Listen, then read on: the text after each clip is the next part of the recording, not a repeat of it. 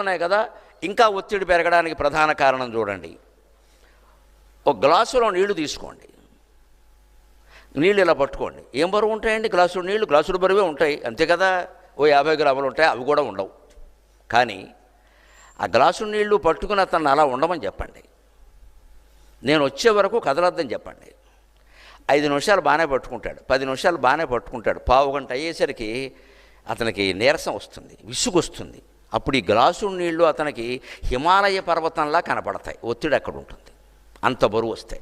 అదే గ్లాసు నీళ్లు ఇంతకు ముందు కొలిచినా, ఇప్పుడు కొలిచినా, పావు గంట తర్వాత కొలిచినా, 3 గంటల తర్వాత కొలిచినా ఆ గ్లాసు నీళ్ల బరువే. అది 50 గ్రాములే. గ్లాసు మారలేదు, నీళ్లు మారలేదు, రంగు మారలేదు, కానీ ఇతని బుద్ధి మారింది. అందుకని ఒత్తిడి పెరిగింది పని మీద, ఒత్తిడి పెరిగింది పని. మన భావన స్ట్రెస్కి మూలం మన ఐడియా, మన భావన.